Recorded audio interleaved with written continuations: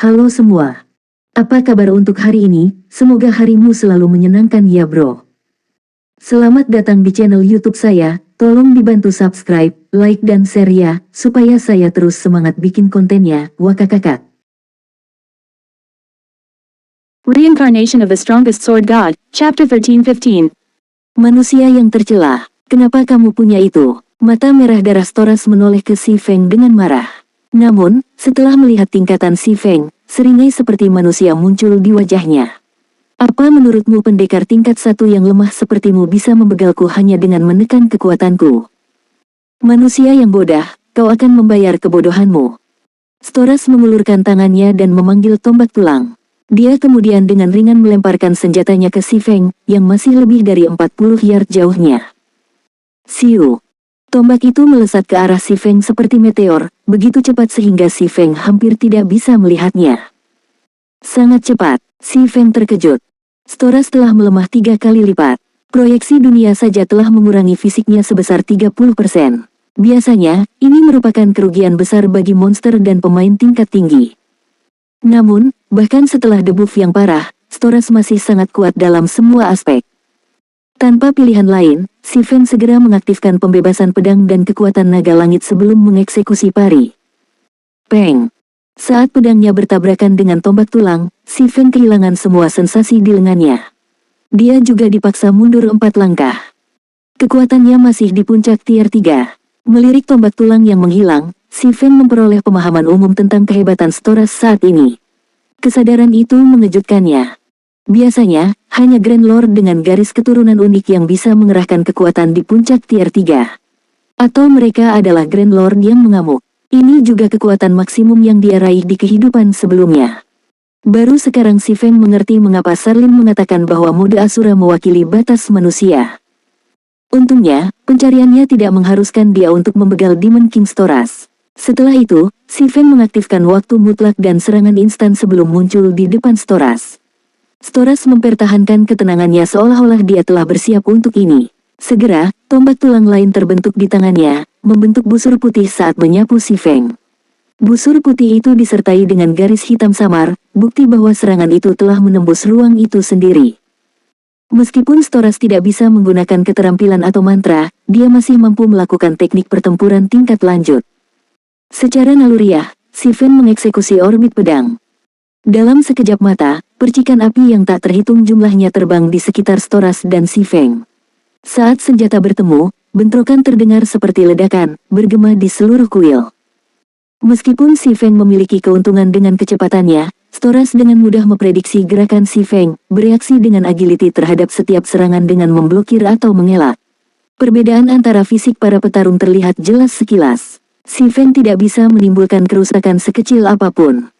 Manusia, kamu melakukannya dengan cukup baik. Anda benar-benar memaksa saya untuk menghindar. Anda adalah yang pertama di antara manusia.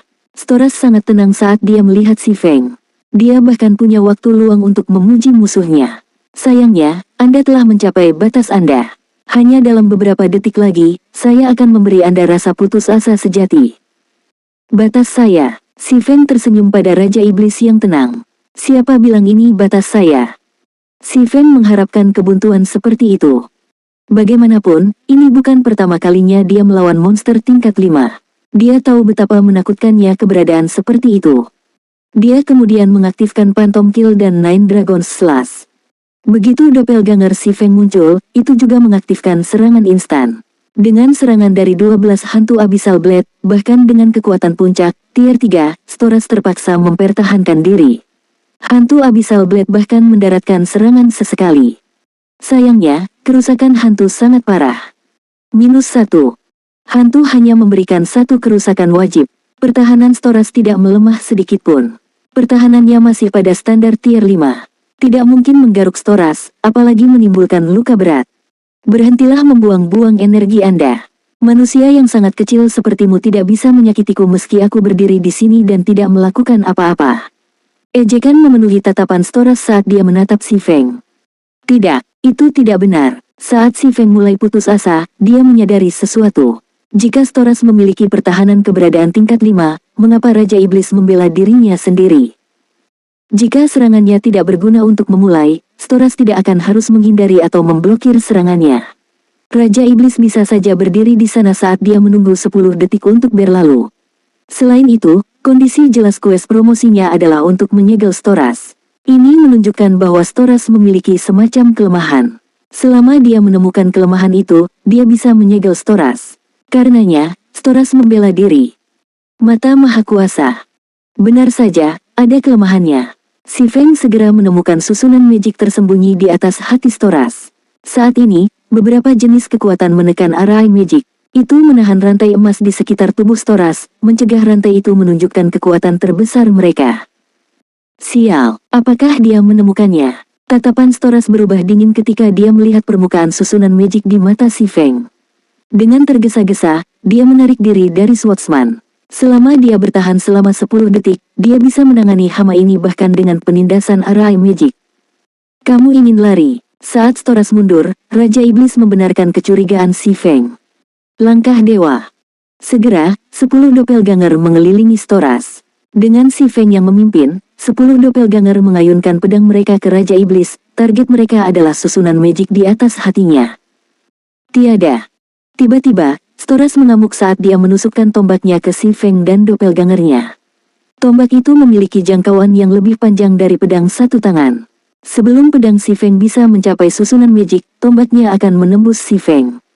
Dengan atribut si Feng, dia hanya membutuhkan satu serangan untuk membegal pendekar pedang. Dengan sangat cepat, Storas menikam si Feng dan ke-10 doppelgangernya, memperlihatkan senyuman kejam. Namun, doppelganger tepat di belakang Storas, yang telah ditusuk berkali-kali, memperlihatkan senyuman. Killing Ray di tangannya tiba-tiba menusuk jantung Storas. Bayangan ilusi. Membegal Ray melewati jantung Storas dan menghancurkan kristal yang menekan susunan magic penyegelan. Reincarnation of the Strongest Sword God, Chapter 13-16. Sistem, selamat. Anda telah dipromosikan menjadi pedang-pedang tingkat 2. Semua atribut 150, semua resistansi 30, kekuatan serangan dan kecepatan serangan meningkat sebesar 20%, semua atribut meningkat sebesar 50%, dan fisik meningkat sebesar 50%.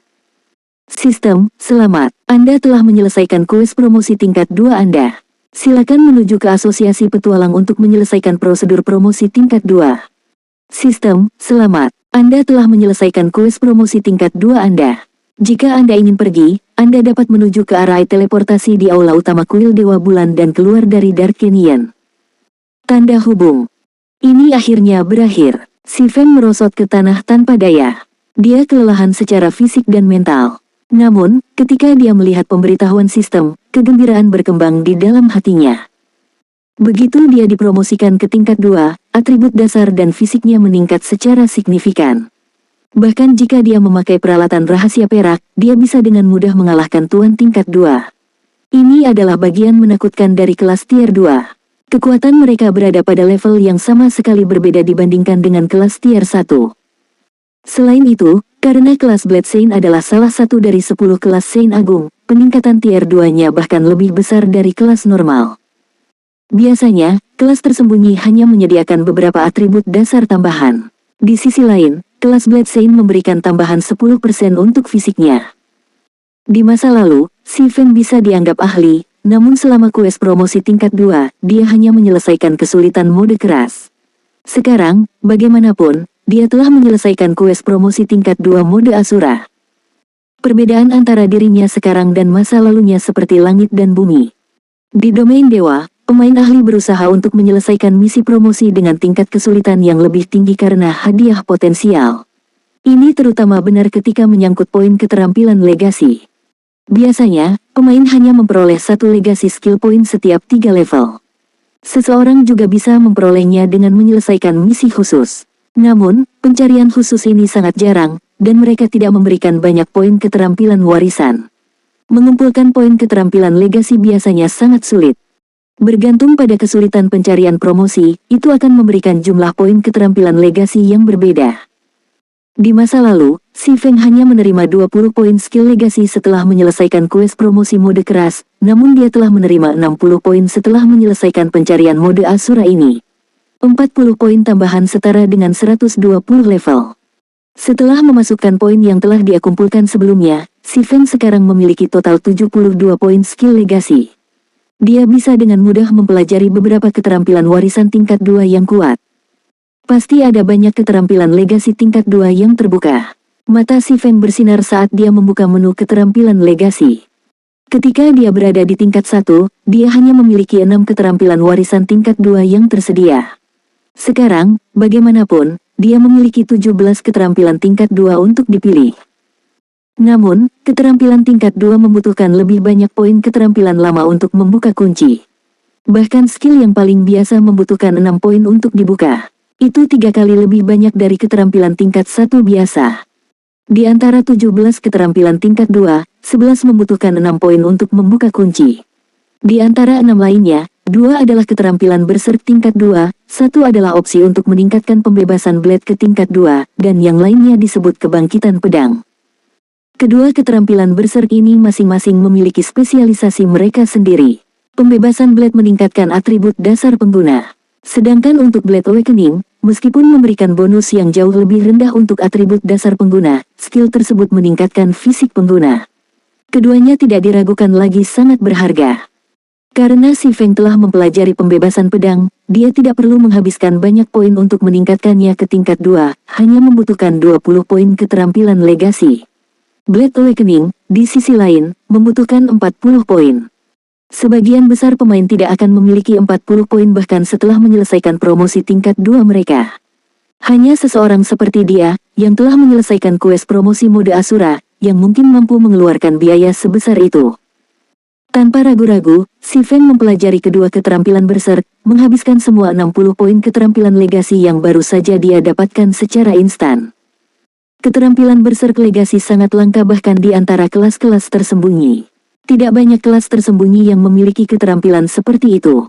Selain itu, skill berserk legasi dapat ditumpuk dengan skill berserk non-legasi. Mereka adalah keterampilan warisan yang harus dimiliki karena mereka dapat menyelamatkan hidupnya pada saat-saat penting. Pembebasan pedang telah menyelamatkan hidupnya berkali-kali. Dia telah memutuskan untuk menghabiskan poin untuk meningkatkannya karena berapa banyak waktu yang dibutuhkan untuk meningkatkan kemahirannya dengan skill. Dia tidak punya waktu untuk menunggu skill mencapai tier 2. Adapun Blade Awakening, tentu saja, skill berserk tambahan adalah kartu truf tambahan. Meskipun Blade Liberation dan Blade Awakening tidak dapat digunakan pada saat yang sama, keduanya dapat dipertukarkan, yang semakin meningkatkan kemampuan bertahannya. Tanda hubung. Blade Liberation tipe aksi. Membutuhkan SWOT. Tingkat 2 kemahiran yang dibutuhkan untuk meningkatkan ke tingkat 3, 0/50.000. Memberi pemain kekuatan yang tak tertandingi selama 24 detik. Efek bervariasi berdasarkan potensi senjata yang tidak terkunci. Pemain melemah setelah durasi berakhir. Semua atribut berkurang 70% selama 2 menit, 30 detik. Cooldown, 7 jam. Blade Awakening tipe aksi. Membutuhkan SWOT. Tingkat 2 kemahiran yang dibutuhkan untuk meningkatkan ke tingkat 3, 0/50.000. Meningkatkan atribut dan fisik pemain selama 24 detik. Efek bervariasi berdasarkan potensi senjata yang tidak terkunci. Pemain melemah setelah durasi berakhir. Semua atribut berkurang 70% selama 2 menit, 30 detik. Cooldown, 7 jam. Tanda hubung. Selain dua keterampilan berserk ini, si Feng menghabiskan poin keterampilan warisannya yang tersisa untuk membuka pedang bayangan, keterampilan yang membutuhkan tepat 12 poin. Tanda hubung. Shadow Blade tipe aksi. Membutuhkan SWOT. Tingkat 2 kemahiran yang dibutuhkan untuk meningkatkan ke tingkat 3, 0/30.000. Setiap serangan dapat memunculkan bayangan untuk menyerang target. Setiap bayangan memiliki 120% kekuatan pengguna dan menyebabkan 100% kerusakan kegelapan. Kumpulkan satu bayangan setiap 3 detik. Dapat menampung maksimal 9 bayangan. Cooldown, 3 detik. Tanda hubung. Meskipun tidak sekuat skill Surekil, ia memiliki kekuatannya sendiri dalam seberapa sering ia bisa digunakan.